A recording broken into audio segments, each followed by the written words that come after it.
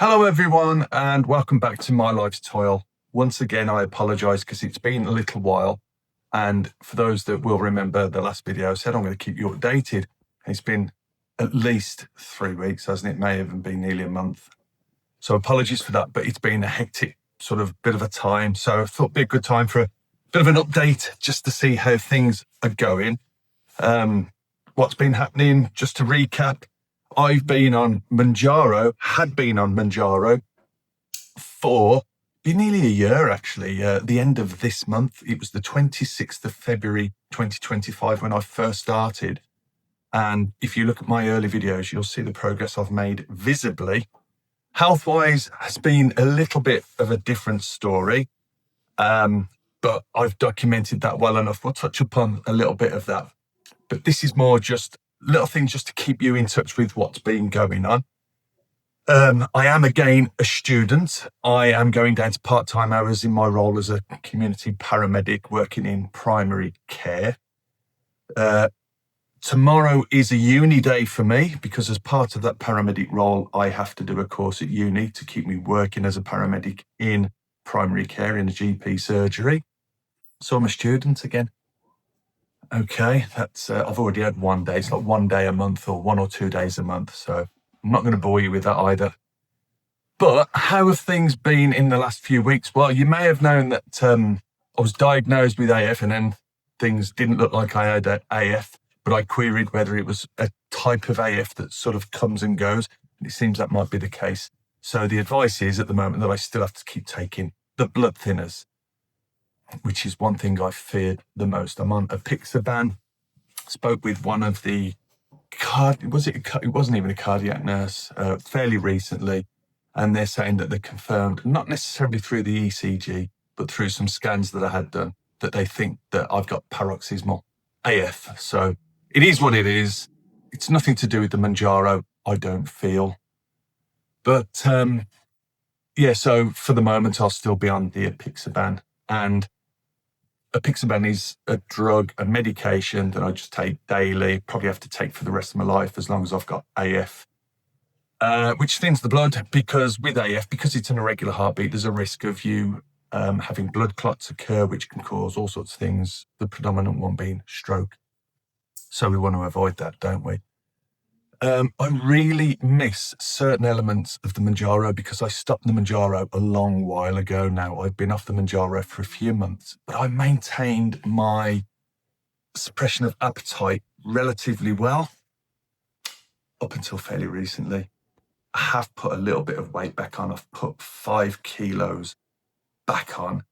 And although I'm really, really strict with myself during the day, bit of a different thing. The nighttime munchies have come back again, which is a bit of a problem. It's not necessarily like it was at the start for those people that know, taking treats to bed and just sitting in there eating at bed. But I tell you what, it's come close to it. I've lain in bed some nights because I like to retire to bed quite early, watch a bit of telly, catch up with uni work and things like that now, just do it with the laptop on my lap. And I'm finding those hunger pangs are really coming back in, so much so that it's prompted me to do this, really. And I think I'm sort of feeling out for support and putting it out there that you're not on your own with that type of thing as well, because there's a lot of people that follow the channel that are in a very similar position to me, where they've had to stop Mounjaro for whether it be a medical reason, whether they've reached their targets, and whether they just can't afford it anymore. So it's something that we really need to be mindful of.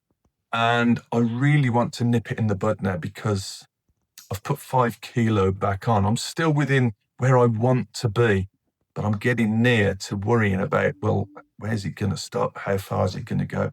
And by the way, if you can hear snoring, it's Henry, one of the Jack Russell dogs we got. It's nothing else. I've not got wind or anything like that. You'd know about it if I did anyway. Sorry, bringing it down again. You know what I'm like.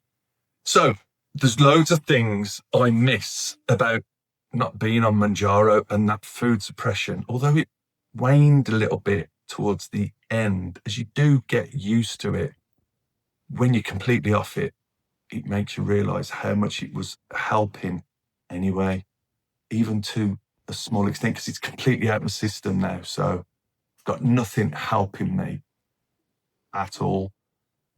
Just willpower. I've been pretty busy. You might notice the backdrop here. I've been decorating loads of places. I wanted to try and get as much done around the house because the summer is going to be a really busy time. What with this uni course, going back to doing a little bit of work with my hands because of having Dan a lot more as well. And Dan's been a little bit poorly again. For those that again don't know, if you're just tuning in, got a son, Dan, who's 29 with learning needs. He's got a very young mind, and he will always be with us. He'll always need care. And he had been on a very low dose of Mounjaro as well. But he's had a series of seizures again, and he had a nasty one a couple of weeks ago where he was in the shower and he went and knocked himself up a little bit. But he's fine. He's okay. But we're just giving him a little break from everything, really. We're concentrating more on his epilepsy medication and we're trying to get that sorted.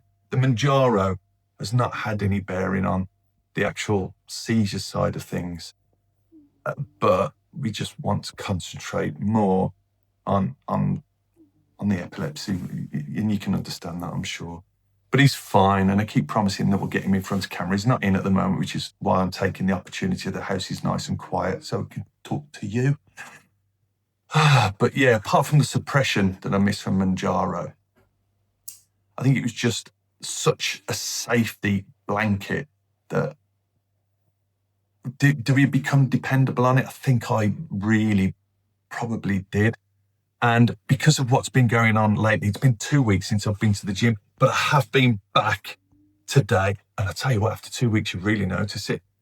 One of the other things I've really noticed since being off the Mounjaro, you may remember we were talking, and you may have done a bit of research yourself about some of the other positive side effects that Mounjaro can do for us. One of them being helping with aches and pains, like your osteoarthritis type pains and just those sort of niggles. And I've really noticed them have come back. My knees are awful since I've stopped. And there was the qualities of the Mounjaro that I realised were really helping with the aches and pains. But back's not been too bad. And I'd rather not take too much in the way of pain relief per se. I'll take the odd paracetamol and occasionally an ibuprofen, but for those out there that have got, like acid reflux type issues, we want to avoid them, don't we? So that's something else that I've really missed about the old Mounjaro as well. There's been plenty that I don't miss. Some of the side effects, being constipation. I've really noticed that has been a lot better of late since I've been off it. It's not 100%, but I'm just putting that down to age more than anything now. The one thing that is easy since I've been off Mounjaro is keeping my fluids up, because I really struggled with that. And we know how important it is to keep, especially, if you're losing weight anyway, you want to drink lots of fluids, water, squash. And I struggled with that a little bit. And I was always sort of pushing, you must get your fluids in, especially if you're working out as well. And I struggled with that a little bit, but finding it a lot easier now. But with that comes the want to snack. And if you remember also, my portion sizes were really well controlled on the Mounjaro. Whereas when I'm cooking now, and I do a lot of cooking around our house, my portion sizes have gone well up. It's not, I was giving myself smaller dinners than what even Rachel was having, my wife. And Rachel, is sort of 8.5 stone, wringing wet, and 5'2". And she was eating a lot more than me, but only because I was eating so much less. But I was counting calories, and I've not really been counting the calories. I can't remember the last time I opened my NutriCheck app.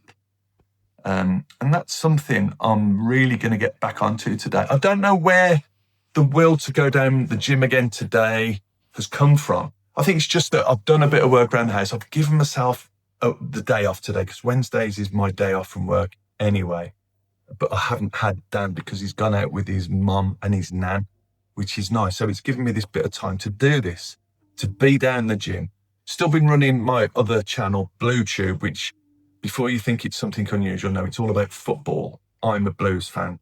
Most people know on here, and go and have a look. It's all about Birmingham City Football Club at the end of the day, which I've always made time to go down the football. I was there last night, which is nice. And I've kept that going because Ben is the other side. He's my other son. I don't know if he's appeared on the channel, but I've always mentioned him anyway. And for those that know, you know that I waffle quite a lot as well, don't you? Apologies. So what I want to do with the 1 year anniversary coming up, though, I really wanted to keep in touch with everyone. And you may also know that I never completely ruled out going back to Mounjaro or another type GLP-1 suppressant, something that's going to help with just keeping me in focus with the food noise. And it's something I'm strongly looking at, and I'm doing a lot of reading. I have been in touch with some of the people that are part of the community. Obviously, they remain nameless, that have actually been involved in the research side of the GLP-1s and have actually been in touch with some of these labs and get their merchandise, their jabs, their medication through these research labs. And I've got to the stage where I'm really strongly looking at that, because if you do this is a really personal thing to me, and this is not what the channel's about, but I haven't ruled that out now because, one, I'm not in a position where I'm still within the 3 months just of being able to go back to my previous supplier to jump back on at a low dose if I needed to. But if I leave it any longer, that 3 months will be up and I won't qualify anywhere because my BMI is within normal limits now. And I just don't meet the criteria for getting on the medication. So what's your thoughts on that? Now, you can message me, and I've been struggling to get around the messages lately because of how busy I've been, and I will still try to get through them. I've still been answering as many as I can when I can.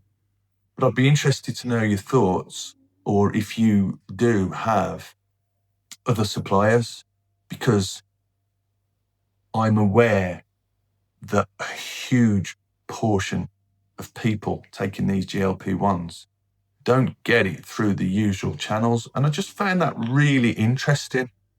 And doing some of the reading and the research that I've done, there are some really good labs out there and some suppliers out there that are quite reputable.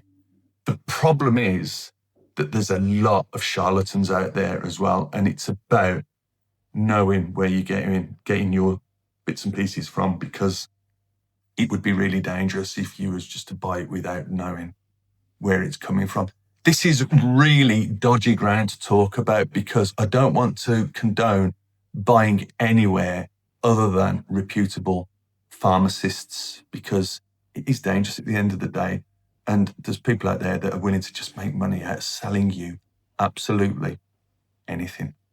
So I wonder if there's anyone that's up to getting in touch with me and happy for me to discuss with them their thoughts on where they get it from and what sort of research they've done themselves. If that's you, drop me a line, and it'd be interesting to share that sort of information for educational purposes, of course, only.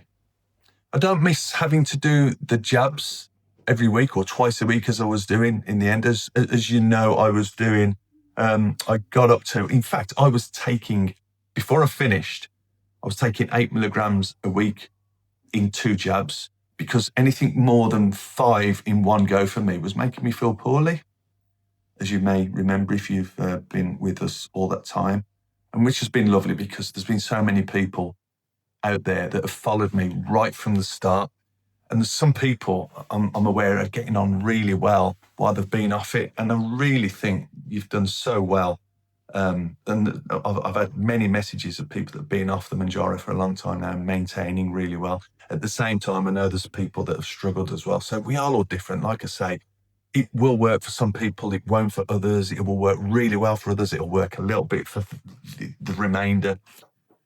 And I think that's the difficult thing, especially when we see someone doing so well, because I lost such a lot of weight in a relatively short period of time, which has definitely had an impact on my health. Not in always the best way. Generally, I felt really, really well with the weight loss.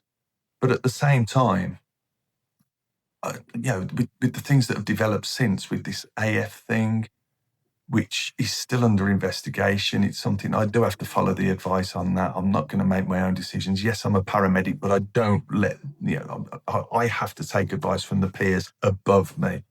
Like any advice I give on here, it's not me being a medical professional giving you advice. This is my journey and just how I see things.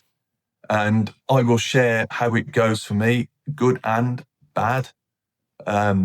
Because I think it's important just to document how things are, and I'm prepared to talk about it on here on YouTube, and I'm prepared to answer as many questions as I possibly can. And it's all just about helping out. It's just in my nature to want to do that, really. So that's just a little bit of a catch up where I am, really. So it's a bit of a quandary in moving forward because, yeah, I have struggled recently. It's been nice to get back down the gym today.